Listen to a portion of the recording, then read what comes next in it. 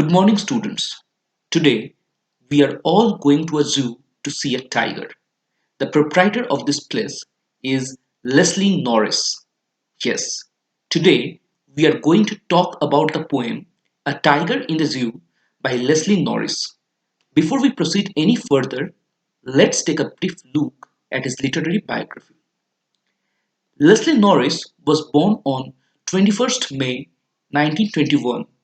He was a Welsh poet. He died on 6th April 2006 at the age of 85 years. His notable works include Finding Gold, Ransoms, Mountains, Polecats, Pheasants, Collected Stories, etc. During his lifetime, he was awarded with David Hyam Memorial Prize, Catherine Mansfield Memorial Award, AML Award for Poetry, Welsh Arts Council Senior Fiction Award, etc. Now, we will talk about the themes of this poem. The themes include the value of freedom. The poet shows us helplessness in captivity. It also shows us the indomitable nature of the tiger's spirit. And finally, it is a brief commentary on the conservation of nature. Before we move further, let's see. First of all, let us take a look at a tiger in captivity. It really looks in a pitiable condition, so sad. And what about a tiger in the wild? Yes, here indeed the tiger looks like ready to jump, leap, and looking straight at its prey, perhaps. Now, we will read the poem first.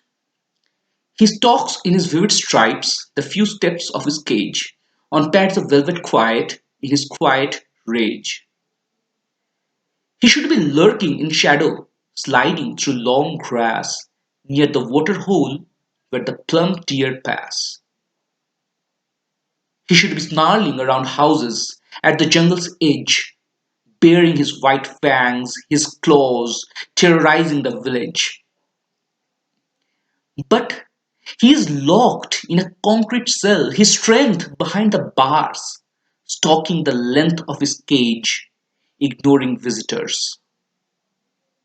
He hears the last voice at night, the patrolling cars, and stares with his brilliant eyes at the brilliant stars. Now, before we move forward and learn the summary of this poem, let us just stop and think, why should we read this poem at all? What are we going to take away from this particular piece of poetry? See, if we want to see a tiger in a cage, we go to the zoo. If we want to see a tiger in the wild, we have forests for that. Why then read a poem which shows neither in reality? It is because the poem shows something unique. We all have felt restless sometimes, whether be it long summer assignments or overtime in the office or complete lockdown for 21 days. Restlessness, caged, is a feeling we are all familiar with. We know how helpless we are under such circumstances. But that doesn't mean that we should give up. Our bodies can be tied down, but not our soul. As long as our souls are free, so long we are alive. The poem tells us how, even in the direst situation, just like the tiger, we should keep our spirits alive. Because who knows when opportunity may knock on the door? Now we will take a look at the summary. Basically, the first verse stanza shows a tiger stalking the short length of his cage in silence. He was supposed to be free and out in the wild. He was supposed to be hunting, stalking, driving fear into the hearts of those who live in the fringes of the forest. Instead, he is locked up in a cell. His strength has been locked up too. Even his rage is futile. Only the brilliance in his eyes is left as he looks up at the night sky. Now we will talk about the tone of the poem. The tone of regret and suppressed anger is quite apparent in the poem. As the poet looks at the tiger inside a cage, he regretfully remembers how it once was free, how it is supposed to be free even now. His anger at the captivity of the majestic beast is suppressed just as the tiger's rage is quiet. At the end of the poem, we too feel equally helpless as the tiger when we look at the brilliance in his eyes and compare that with the enclosure he is in. Moreover, the awe in his voice is easily recognized when, in the second and third stanza, he describes the tiger out in the wild. Perhaps the majesty of such a beast of prey can really come alive in his own habitat. Now, let us talk about the setting of this poem. The tiger is in a zoo behind the bars. The poem, however, parallelly depicts how he was supposed to live free in a jungle.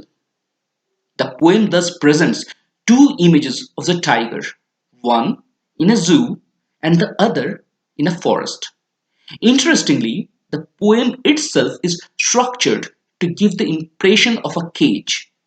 While the poet depicts the free tiger in the second and third stanza, those stanzas are actually caged between the first, fourth, and fifth stanza, which delineates the tiger's helplessness inside a zoo.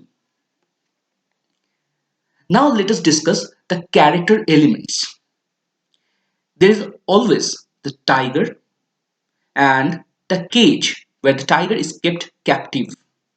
There is a forest, which means freedom.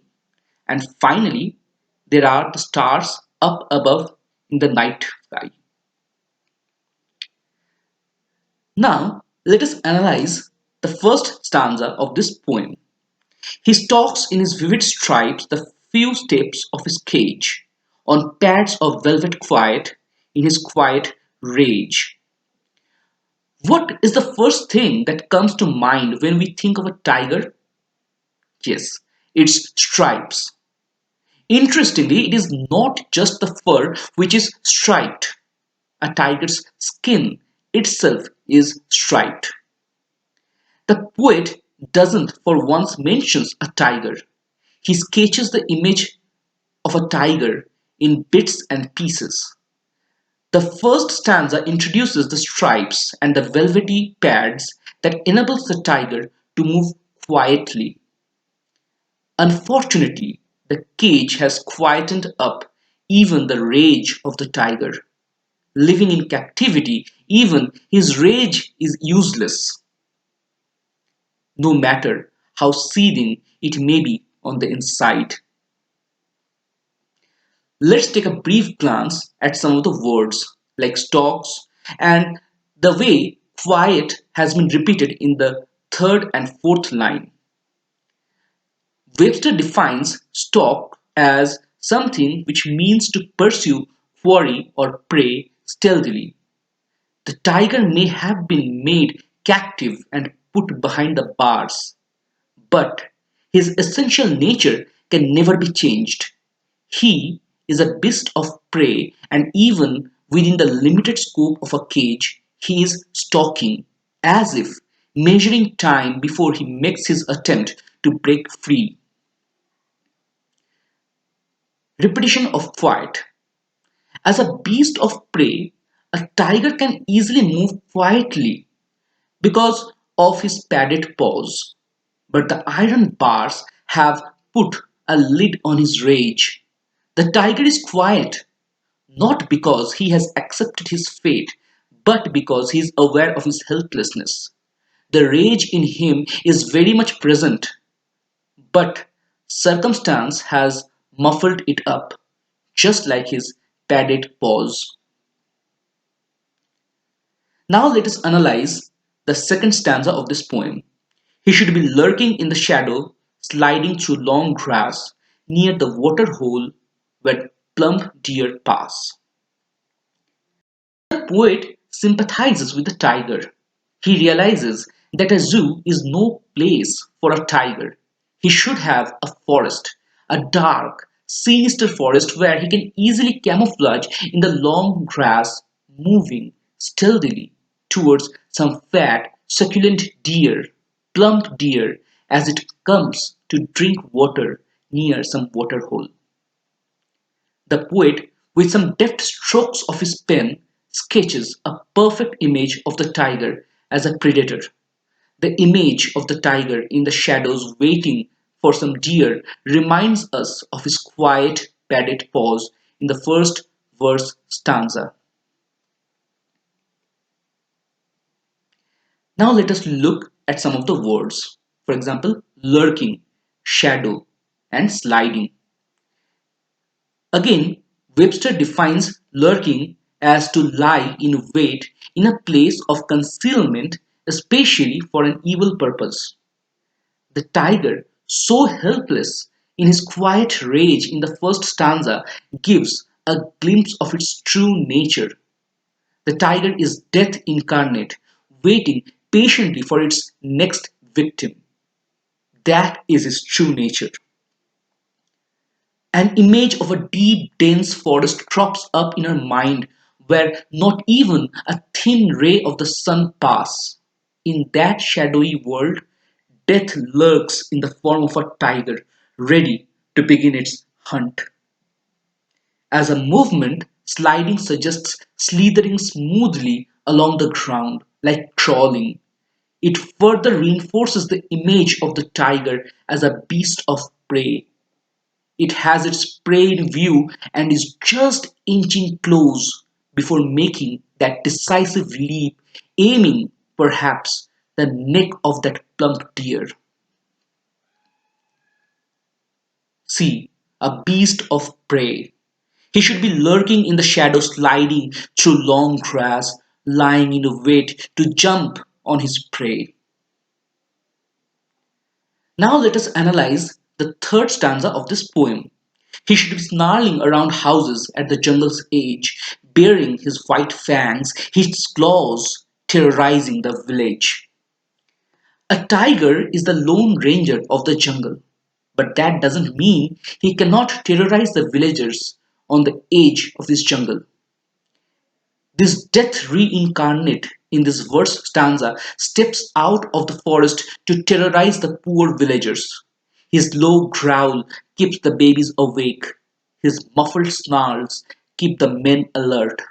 The marks of his claws turn the women even more godward. The poet continues his sketch. The tiger that was stalking quietly had taken a hunting posture in the second stanza, and here he bares his fangs and claws, striking terrors in the hearts of his prey. Did someone mention Sher Khan? Mowgli? Anyway, let's look at the words snarling and white fangs, claws. Webster defines snarling as to growl with a snapping, gnashing, or display of teeth. On the other hand, white fangs and claws indicate that the tiger is out for the kill. Perhaps he has already tasted blood. The hour of lying in wait for his prey is over. Now he demonstrates his weapons. The claws that can rend a stomach to shreds and the fangs that means a sure death are out as he terrorizes the village, just biding his time. See, tiger, the great and terrible, baring his white fangs, his claws, terrorizing the village. Enough to give many nightmares. Now, let's just stop. See, the poem is divided in two spaces, one inside a cage and another in the open forest. The few steps in the first stanza reinforces the image of a small enclosure. The second and third verse stanza constitute the free space allotted for the tiger, while the first, fourth, and fifth stanzas take us in front of the cage. The use of should is very important. The modal verb should can be used to express expectations. The way it is used at the beginning of both the second and third stanza tells that the tiger is not behaving, or rather, he is not allowed to behave in the manner expected from him. It indicates how the freedom of this majestic beast is carved and how far he has fallen from his stature. Now we can begin our analysis of the fourth stanza. But he is locked in a concrete cell, his strength behind bars, stalking the length of his cage, ignoring the visitors. So the brief detour is over, and this stanza brings us back in front of the cage. Instead of a free forest, the freedom to hunt, the tiger is locked up behind the bars. His strength that terrorized the people and made him so great and terrible has been put behind bars. The people who were afraid of him now come to see him inside a cage. But the glimpses of royalty are still there. He has no care for his visitors. He is simply stalking the length of the cage, biding his time. Let's take a note of words. Stalking. We have come across this word somewhere before. If you remember, we came across this word for the first time in the first verse stanza. The tiger, after a brief detour, is now back in the cage, and so is back his defining act. In a sense, we pick up from where we left. The detour was purely imaginative, and once it's over, we come back from the forest and find ourselves still in front of the cage. The word also serves as to hint that the tiger perhaps is put behind bars, but his soul is still free. His freedom is hijacked, but he is biding his time because the time for his hunt is yet to come and he may break free yet. Patience is the biggest virtue here. Look at the tiger stalking the length of his cage, ignoring the visitors and their cameras. Let us analyze the final and the fifth verse stanza. He hears the last voice at night, the patrolling cars, and stares with his brilliant eyes at the brilliant stars. As we come to the closing verse of this poem, the day also comes to an end. The visiting hours are over and now the zoo is closed. The tiger is left with his solitude, the time for his hunt if he were in a jungle. The time has come. But instead of the forest coming alive around him, he can only hear the sound of patrolling cars and the voice of the security guards. He looks up. The stars in the heavens firmament are shining with brilliance. The same brilliance comes in his eyes, a silent communion between an indomitable spirit and freedom with none to witness. Or maybe he's simply reminiscing the golden old days when he roamed free in the forest. Who can tell? Let's take a note of this word brilliant. In the final verse stanza, we notice another repetition in brilliant and brilliant in the last line. While the first repetition in the first verse stanza emphasized the quiet helplessness of the tiger caged, this repetition somehow brings the notion of a secret communion. The tiger is inside the cage, but his spirit is not. They are still free, just like the brilliant stars in the sky.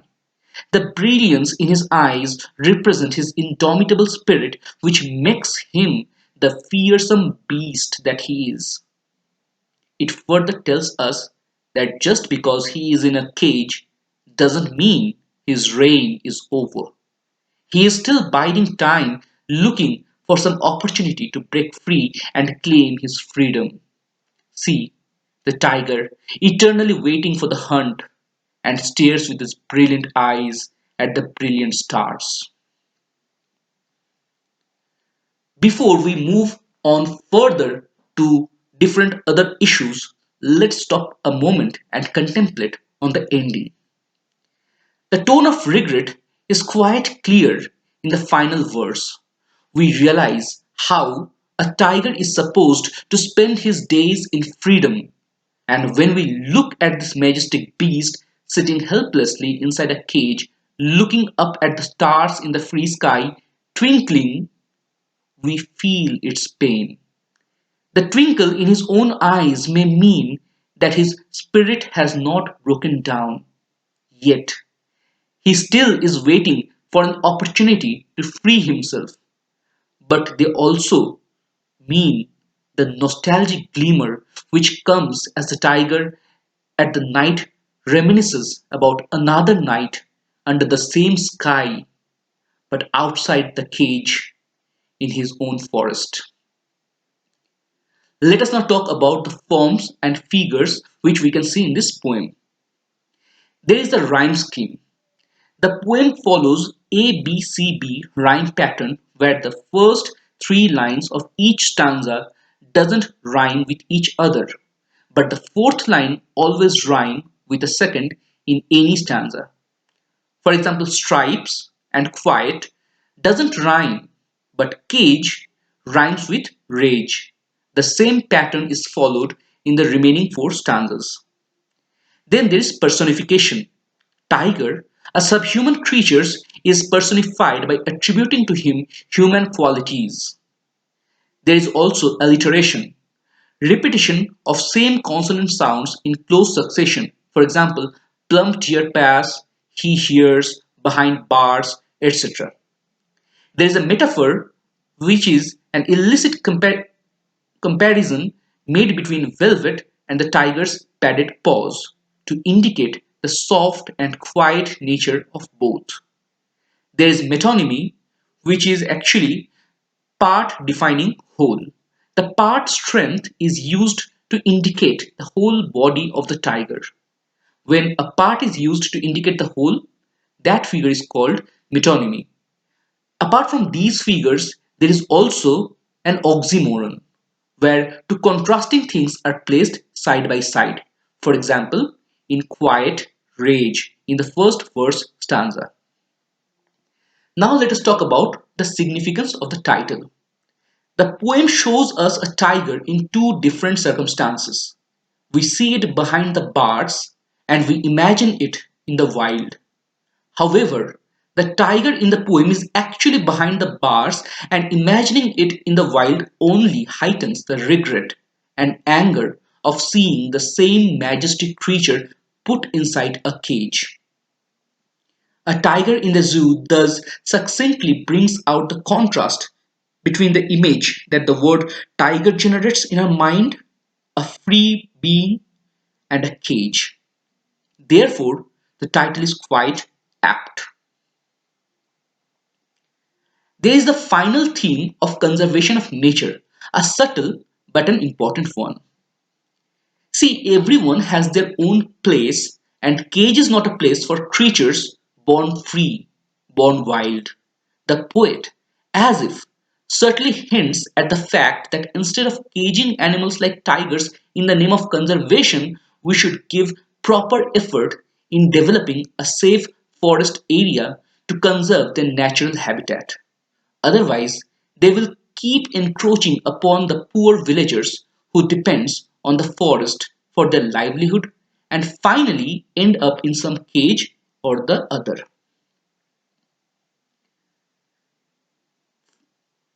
These texts, I believe, are related with one another. A tiger in the zoo comes in the same unit as Nelson Mandela, A Long Walk to Freedom. It is my belief that these two chapters are somehow connected. Why? Let's take a look. This is Nelson Mandela, the African tiger who leaped out of his cage to world leadership. And this is the tiger in the zoo. Swami Vivekananda once said, "Still hold on yet a while, brave heart. Victory is yours to come." Maybe the tiger is still awaiting his victory. He's still waiting for his moment. Let's see. A tiger in the zoo comes in the same unit as Nelson Mandela, as I said before. It seems that the whole chapter is a metaphor comparing Mandela with the tiger. Mandela didn't realize his lack of freedom as a little boy, just as a born blind doesn't understand what light is. Someone who is born alone, born in solitude, doesn't understand the meaning of company. But a person who has seen light, a person who has known company, knows what he is missing when he goes blind or all his friends are taken away from him.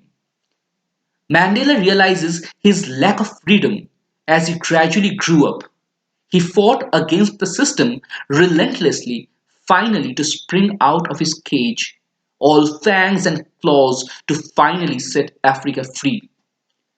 From a non-violent politician, he turned towards violence, understanding the importance of it, just like a violent tiger.